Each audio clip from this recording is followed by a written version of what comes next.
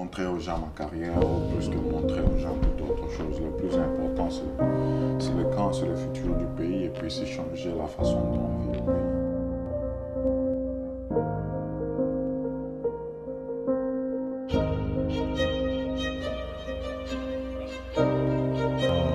Quand je devais rentrer au pays pour mes vacances, je m'étais dit que je veux commencer un camp de basket parce que je veux aider la jeunesse, je veux donner aux gens la chance que moi j'ai pas eue.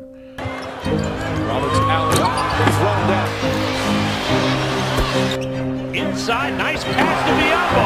The runner doesn't go. Biyombo with a putback. Le fruit du travail, à la fin de la journée, c'est ce qui nous donne la joie.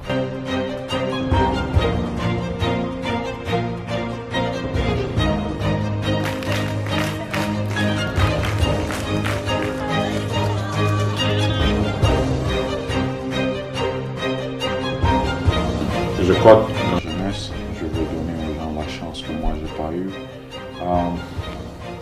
J'avais beaucoup en tête. Je voulais faire trop au même moment. Mais je me dis que voilà, je dois commencer quelque part pour arriver à faire quelque chose de grand.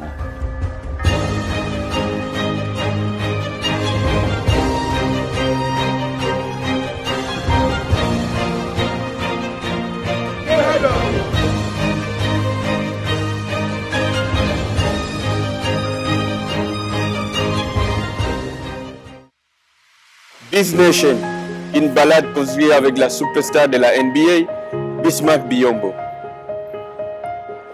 C'est parti.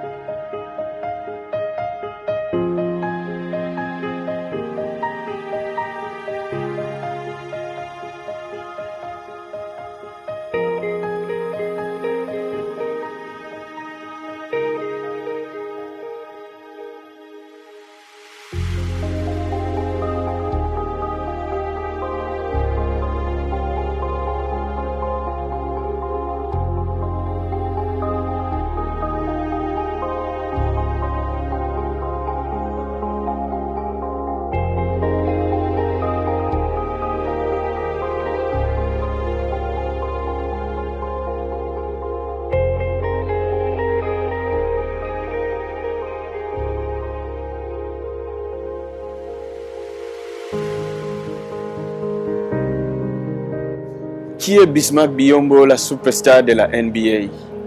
Comment a-t-il commencé son rêve de basketball? Son périple de Lubumbashi en Espagne en passant par le Yémen. Biz Nation, premier épisode. Suivons.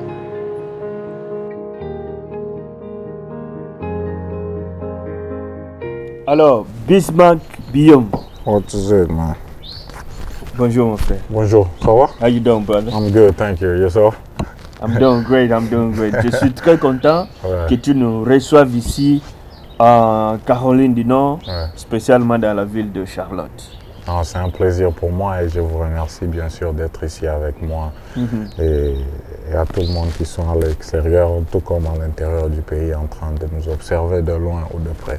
De près. Tout à fait. Alors, tu tombes comme un cheveu dans la soupe. Alors, tout le monde commence à parler de Bismack. Ok. 10 block shots par game, une défense et époustouflante. Vous venez d'où? Qui est Bismack Biyombo?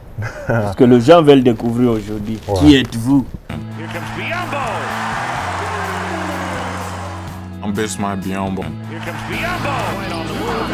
Oh, erased by Biyombo. My word. Oh, nice fake inside Bills.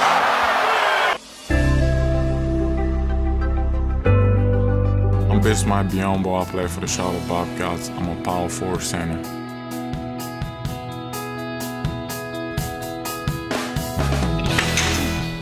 En fait, c'est trop simple. Je suis né au Congo. J'ai grandi au Congo. J'ai quitté le Congo quand j'avais 16 ans pour aller au Yémen. Yémen. Yémen, un peu intéressant. Et actuellement, il y a des trucs de terrorisme et tout ça, et j'espère bien que la situation va s'améliorer.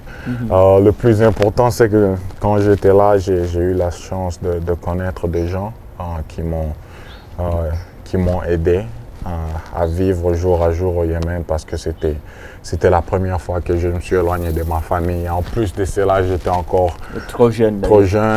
J'avais 16 ans, donc c'était un peu compliqué. Je m'imaginais comment ça se passe la vie à l'extérieur de sa famille, quoi. Donc tu es parent de toi-même, tu es frère et sœur. C'est une expérience pour toi de sortir en dehors du pays et puis hors de parents. Voilà. Mais après le Yémen, je suis allé en Espagne. Et voilà, après l'Espagne, j'ai eu la chance de jouer dans le match de Nike Hope Summit qui s'est passé à Portland, où les gens ont eu la chance ici aux États-Unis de me voir, de me connaître. Et voilà, donc ça m'a donné la chance d'être drafté et de faire partir de la NBA. Grande ligue voilà. de NBA. Que tous les jeunes dans le monde sont en train de rêver sur ça. Et surtout que ça a été un rêve pour moi, quoi, parce que c'est plus un rêve maintenant, c'est une réalité. Voilà.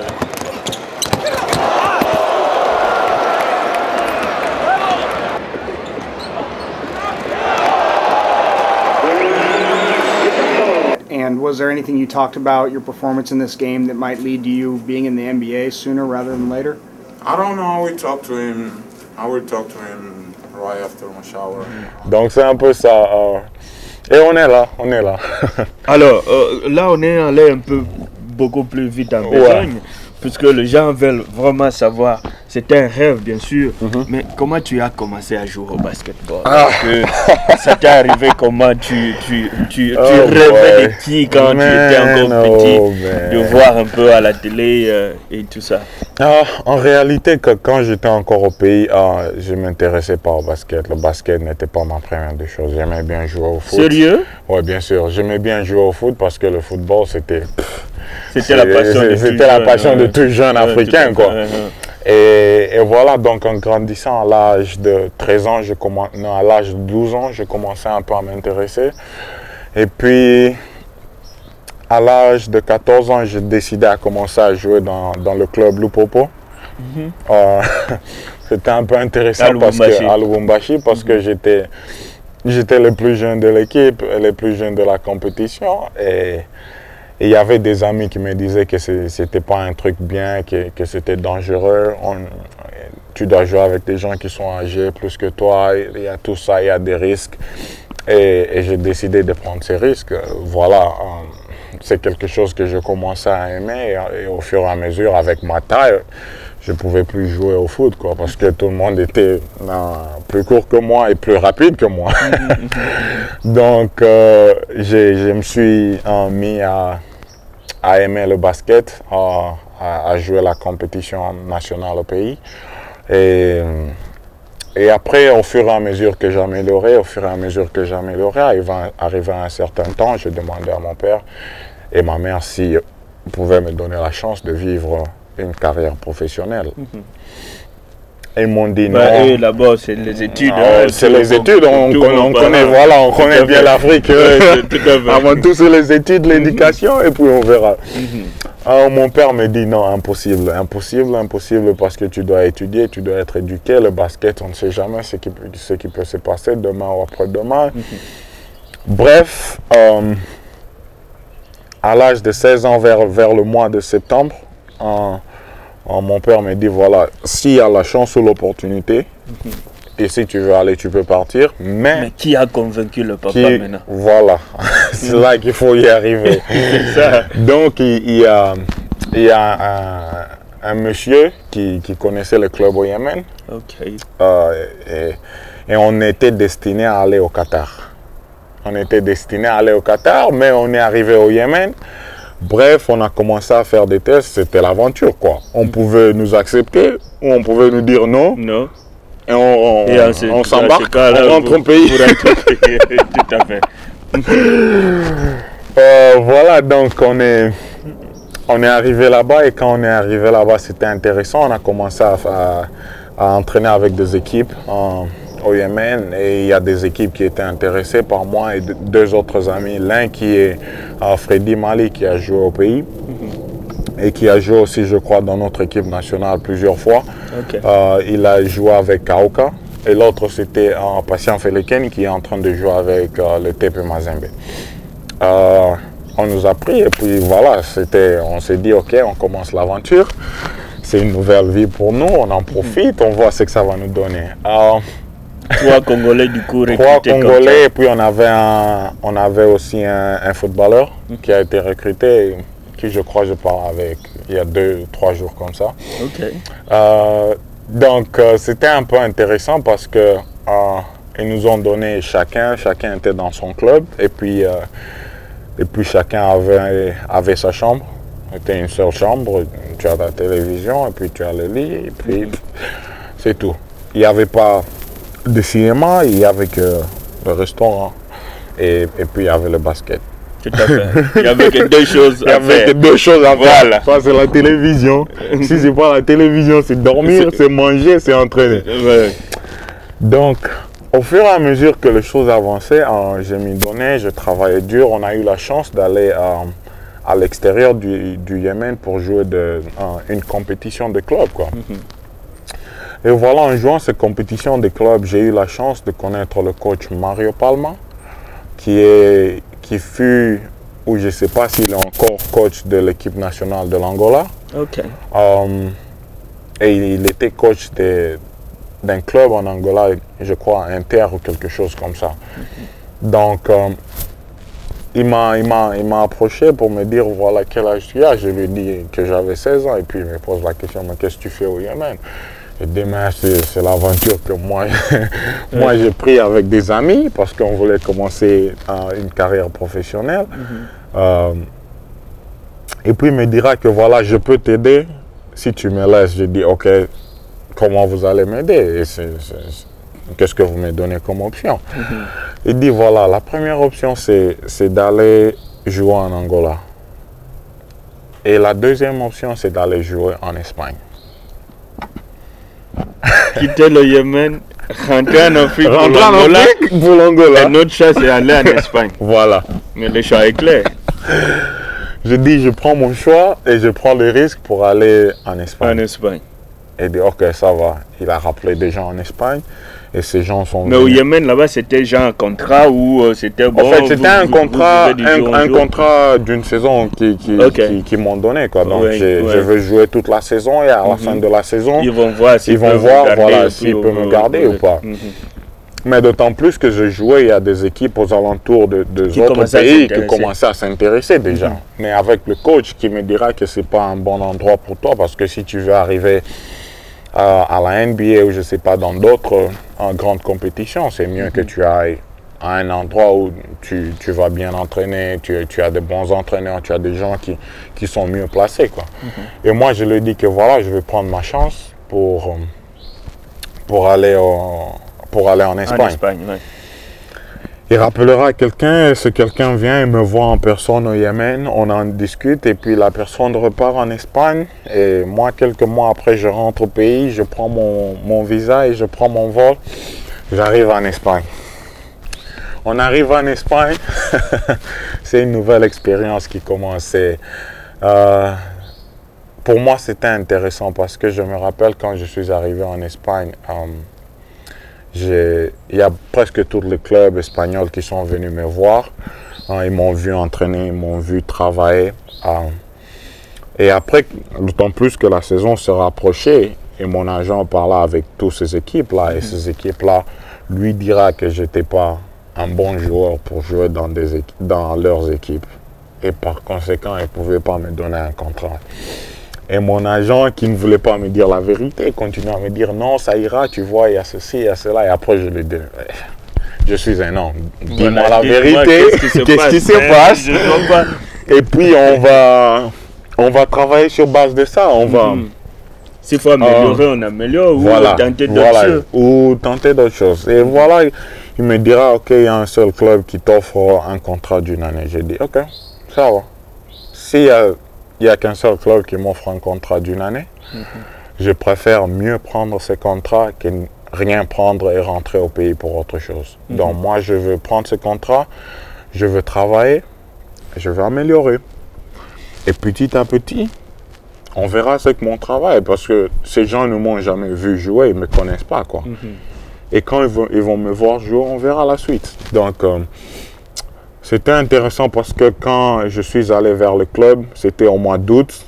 Et puis, vers la fin du mois de septembre, au début octobre, ils ont rappelé mon agent pour m'offrir un contrat de 5 ans. Alors là, ils étaient éblouis par le travail, voilà. Convaincus par ce que tu faisais déjà. Voilà. Et c'était un projet intéressant pour lui. Il dit, mais tu vas d'un contrat d'une année et maintenant à 5 ans. Voilà. Et le monsieur il dit directement, tu es mon projet. Tu es mon projet parce que je veux maintenant que tu améliores, je veux maintenant que tu ailles de l'avant. Je veux que les choses aillent de l'avant. Oui.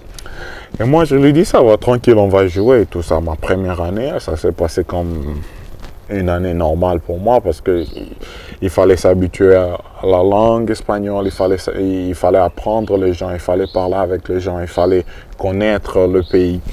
Et puis ma deuxième année, les choses commençaient à améliorer parce que je travaillais durement. Je m'entraînais de lundi à lundi, je m'entraînais 2 fois, 3 fois par jour avec 2 différentes équipes, 2 fois avec une équipe et 1 fois avec l'autre équipe. Et tout au long de ce procès, pour moi, c'était intéressant parce que le fruit du travail, à la fin de la journée, c'est ce qui nous donne la joie. Le fruit du travail nous donne cet orgueil d'une façon pour dire que j'ai travaillé durement et voilà je récolte quelque chose. Ce que je récolte, voilà. Et c'était intéressant et c'est comme ça que les choses ont commencé à améliorer. Et l'année avant que je ne quitte l'Espagne, c'est là où je jouais le Nike Hoop Summit, où j'avais eu le premier triple-double. C'est le même agent qui... C'est le même agent qui... En fait, j'ai été invité par Nike pour jouer avec les jeunes de moins de 18 ans ici aux États-Unis. Comment ça se passe? C'est ton agent qui entre en contact ou bien, non, en fait, non. Eux, ils envoient leurs gens pour voir des jeunes. Et puis, si tu es bon, on te prend. Si tu n'es pas bon, on te laisse. Donc, moi, j'étais l'un de ces joueurs qui a eu la chance d'être pris. Et puis, voilà. Donc...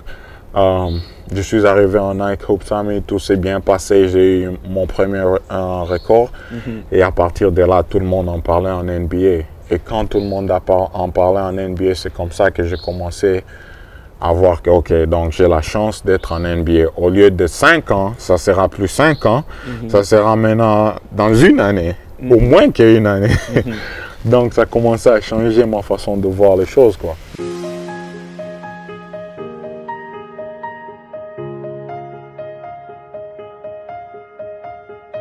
Alors, la première expérience dans le Lacrosse, tu viens rencontrer les joueurs maintenant de la NBA. C'est plus l'Espagne, c'est plus le Yémen. Maintenant, c'est vraiment la NBA, la ligue de rêve de tous les basketteurs. Voilà, non seulement leur donner l'opportunité et faire de notre équipe nationale quelque chose d'intéressant. J'ai envoyé un message à Yenga. On était en train de parler à propos de notre équipe nationale de foot. C'est en chair et en os, monsieur Jonathan. Salut. Salut. On doit laisser oublier ces histoires-là. Le plus important, c'est prenons cette énergie de, je sais pas, de polémique ou je sais pas, de tout ce que vous pouvez appeler, mettons ça sur la jeunesse.